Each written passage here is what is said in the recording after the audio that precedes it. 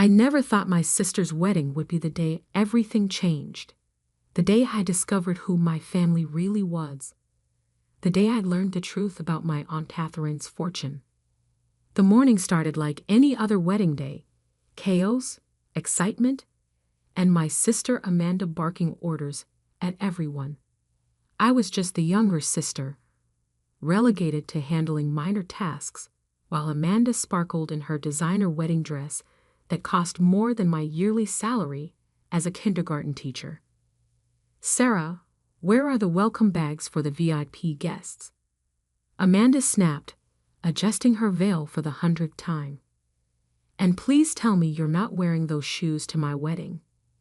I looked down at my sensible heels, the nicest ones I owned. "These are what I have, Amanda. They're perfectly fine." She rolled her eyes, a gesture I'd become all too familiar with over the years. "This is why Aunt Catherine always preferred me, you know. You just don't understand class." The mention of Aunt Catherine made my heart ache. She passed away 3 months ago, and I still wasn't over it.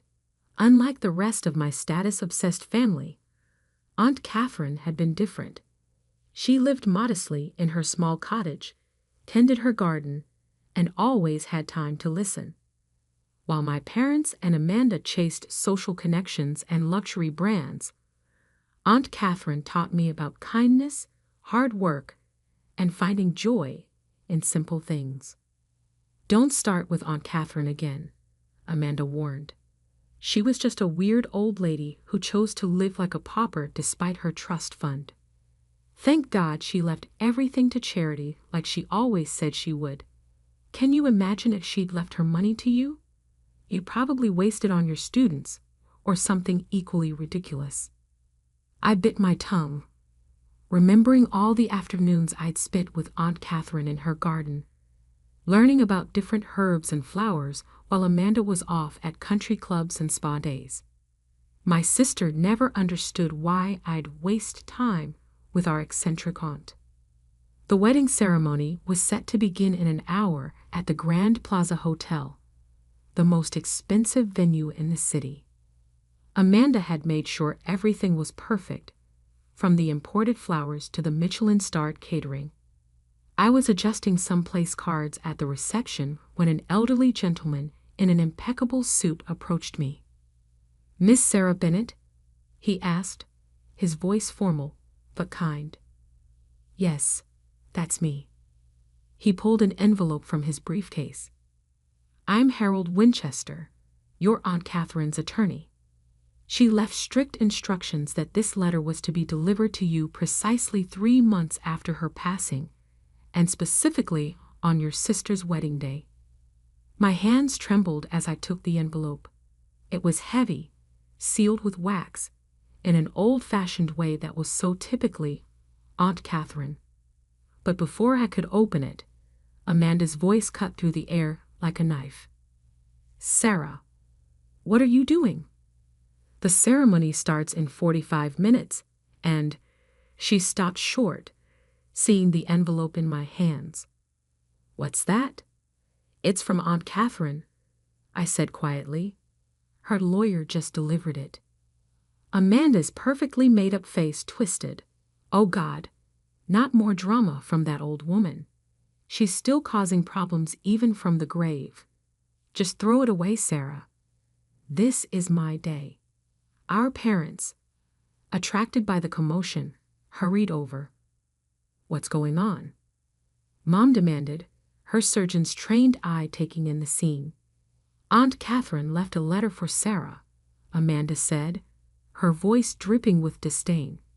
"To be delivered TODA of all days." Dad, never one for sentiment when it interfered with social obligations, checked his Rolex. "Sarah, put that away.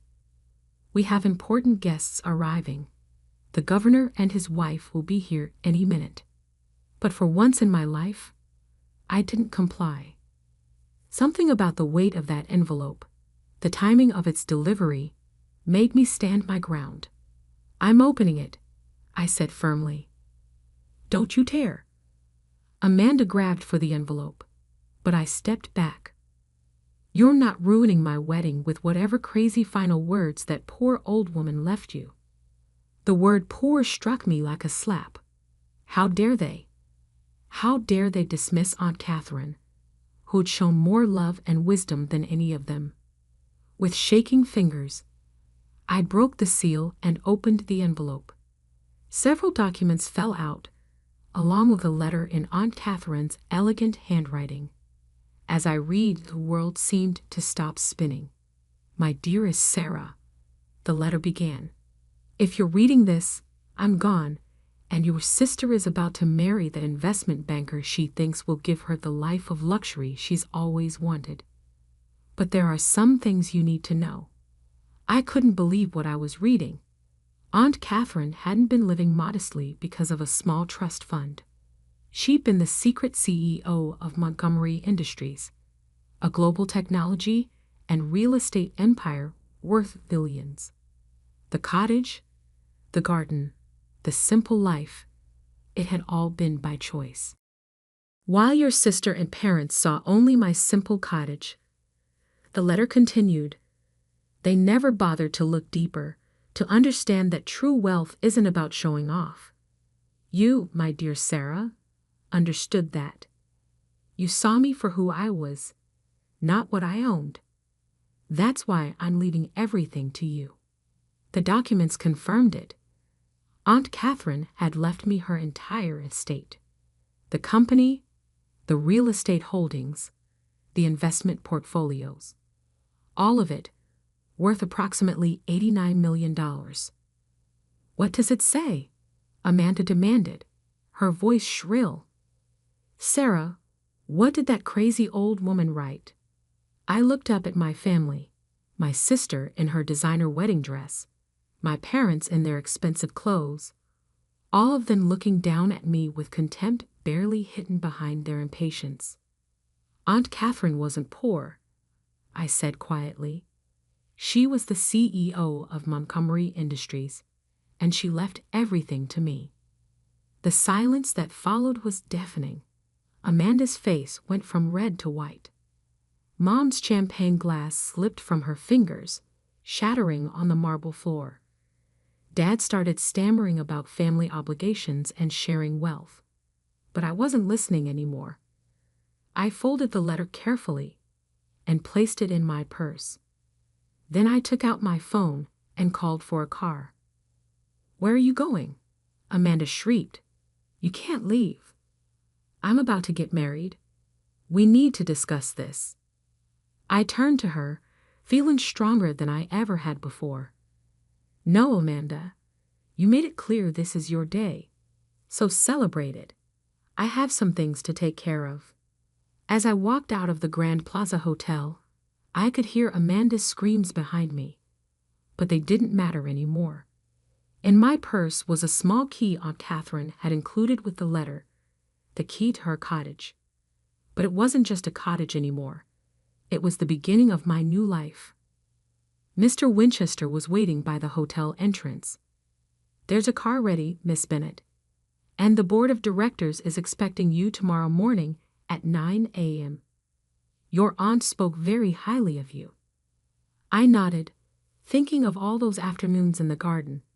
Aunt Catherine hadn't just been teaching me about herbs and flowers. She'd been teaching me about life, about business, about being strong without being cruel. As the car pulled away from the hotel, my phone exploded with messages from Amanda and my parents. I turned it off. They'd had years to show me love and respect. Now they had to live with their choices. The car headed toward Aunt Catherine's cottage, my cottage now. And somehow, I knew this was just the beginning of the story. The next morning felt surreal as I walked into the towering Montgomery Industries headquarters. The security guard smiled warmly. Good morning, Miss Bennet. Mr. Winchester is waiting for you in the penthouse office. My aunt's office, my office now, took up the entire top floor. Floor-to-ceiling windows offered a breathtaking view of the city, but what caught my eye was the small herb garden tucked in one corner.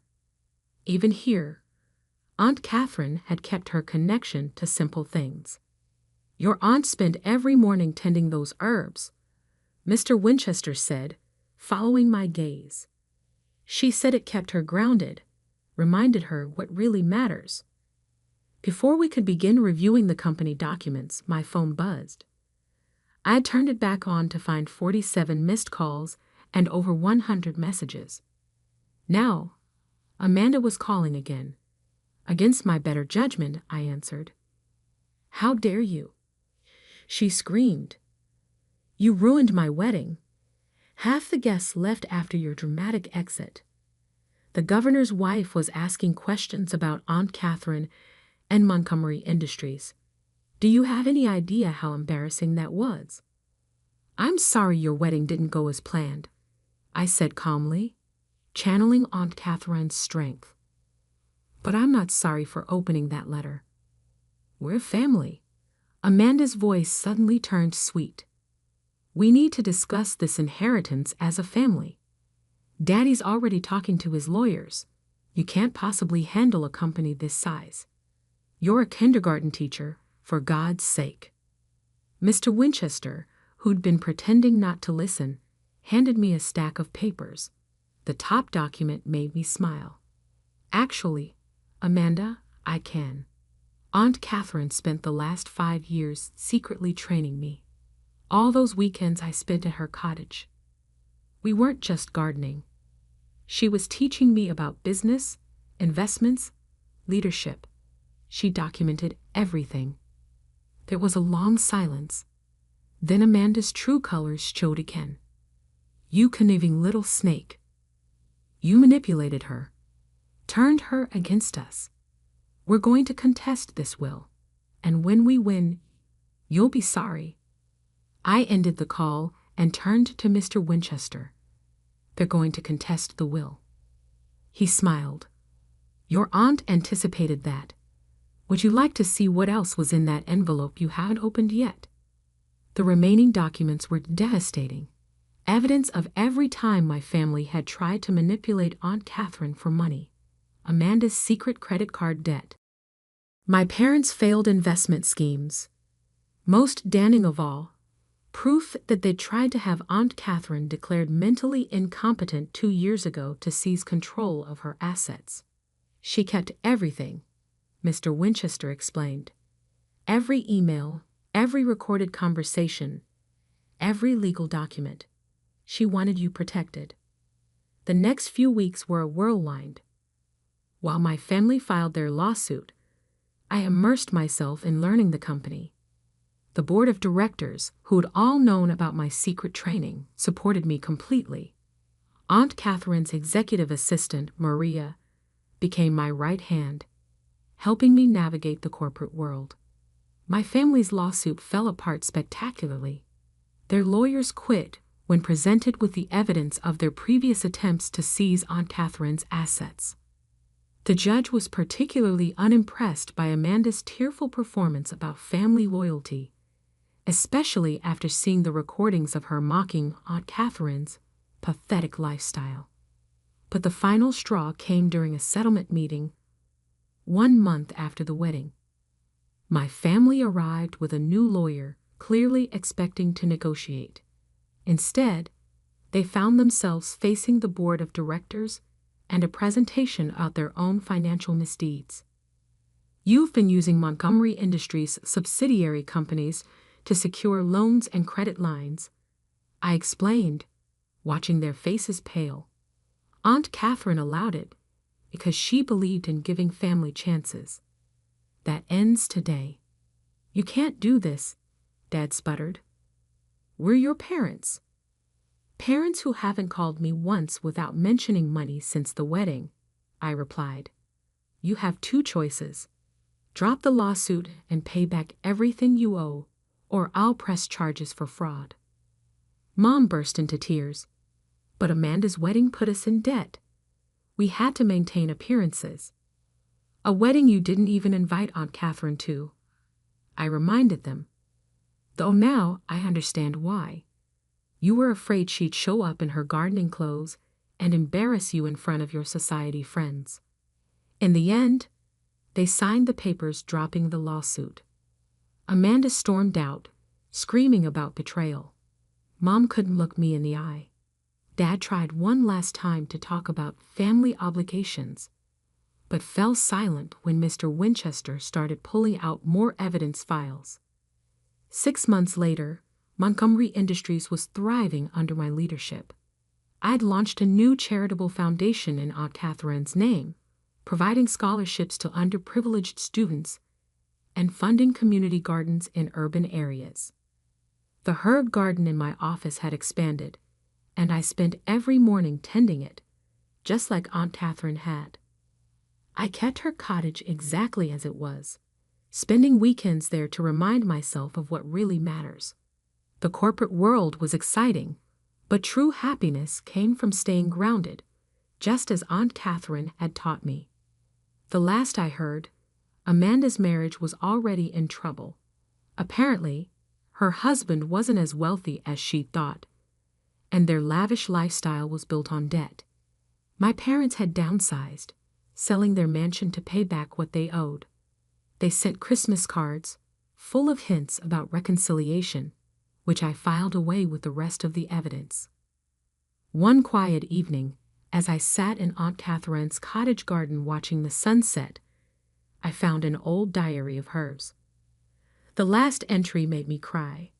"My dearest Sarah, you think I've been teaching you about herbs and flowers, but I've been teaching you about life. In a world obsessed with showing off wealth, you've learned the value of simplicity. In a family obsessed with status, you've stayed true to yourself. You're ready now. Ready to lead. Ready to show that true power comes from kindness, not cruelty. The garden will always remind you. The strongest plants aren't the showiest ones, but the ones with the deepest roots." I looked around at the thriving garden, at the empire I now commanded, and smiled. Aunt Catherine had given me more than just wealth. She'd given me wisdom. And that was worth more than all the millions in the world. The cottage doorbell rang. It was Maria, bringing the latest company reports. But mixed in with the paperwork was a newspaper, Amanda on the front page, her perfect life crumbling as her husband's financial schemes came to light. I set it aside without reading it. I had more important things to do. There were herbs to tend, a company to run, and people to help, just as Aunt Catherine had taught me. After all, that's what real family does.